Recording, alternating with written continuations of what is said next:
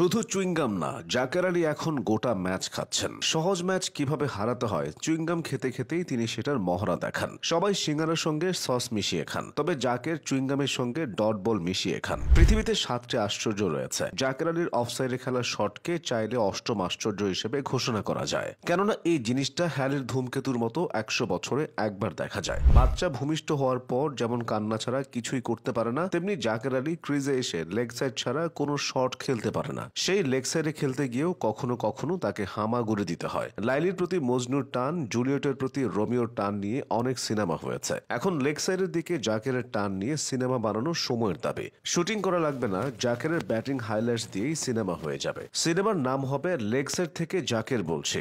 লেগে খেলতে গিয়ে প্রতিটি বলেই জাকের অফ স্ট্যাম্পের বাইরে চলে যান, কখনো কখনো তো ওয়াইড লাইনও পার হয়ে যান। অফসাইডের গ্যালারিতে থাকা দর্শকরা এই ভেবে ভয়ে থাকে যে জাকের কখন ব্যাট করতে করতে তাদের উপর ঝাঁপিয়ে পড়ে। অবশ্য এই কথা শুনলে মাস্টারমাইন্ড কোচ সালাউদ্দিন আবার চটে যেতে পারেন, কারণ শিষ্য জাকের আলীকে তিনি রেডি প্রোডাক্ট বলেছেন। জাকের আলী একাদশে থাকলে প্রতিপক্ষ এখন হাফ ছেড়ে বাঁচে। পাড়ার ক্রিকেটে কিছু ব্যাটার থাকে যারা খেলতে নামলে প্রতিপক্ষের ক্রিকেটাররা বলে ওঠে, মামা ওরা আউট করিস না, বল খাওয়া। জাকেরকে দেখলেও প্রতিপক্ষের ক্রিকেটাররা হয়তো নিজেদের মধ্যে এমন আলোচনা করে। তার মতো প্রেডিক্টেবল ব্যাটার বর্তমান বিশ্বে আরেকজন আছে কিনা এটা নিয়ে গবেষণা হতে পারে। অদ্ভুত টেকনিক নিয়ে প্রথম দিকে সফল হলেও এখন প্রতিপক্ষের বোলাররা জানে জাকের শুধু লেগ সাইডে মারতে যাবে, তাই তারাও একের পর এক অফ সাইডে বল করে। ক্রিজের মধ্যে জাকেরের এই স্ট্রাগল দেখে গাধারা নিজেদেরকে ভাগ্যবান ভাবতে পারে, কারণ তাদেরকেও এতটা খাটাখাটুনি করা লাগে না। জাকের একানন, তার সঙ্গী সাথীরাও একই নৌকার মাঝে। জাকের খান চুইংগাম আর শামিম খান ভাত। পাওয়ার হিটিং এর দক্ষতার কথা বলতে গিয়ে শামিম একবার ভাত খাওয়ার কথা বলেছিলেন,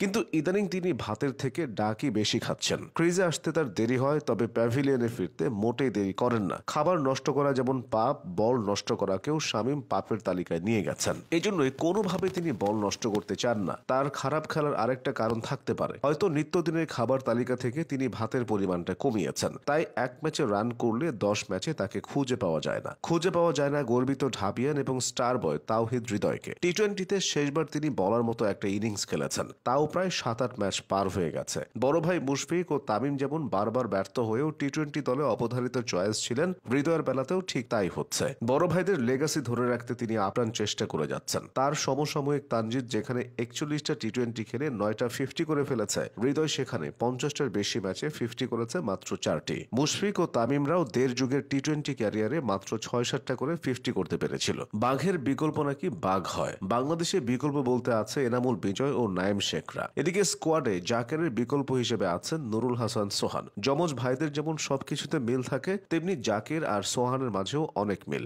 সোহানও ক্রিজে আসলে জাকেরের মতো এক নাগারে চুইংগাম চিবিয়ে যান। জাকেরের মতোই তিনি বারবার অফ স্ট্যাম্পের বাইরে গিয়ে বড় শট খেলতে চান। দুজনের ব্যাটিং স্টাইলেও আছে প্রচন্ড মিল, তাই দর্শকরা চাইলেও এদের ব্যাটিং দেখা থেকে নিজেদেরকে রক্ষা করতে পারবে না। জাকের, শামিম, হৃদয় ও সোহানরা মিলে দর্শকদের অশান্তি দেওয়ার সকল উপায় অবলম্বন করছে।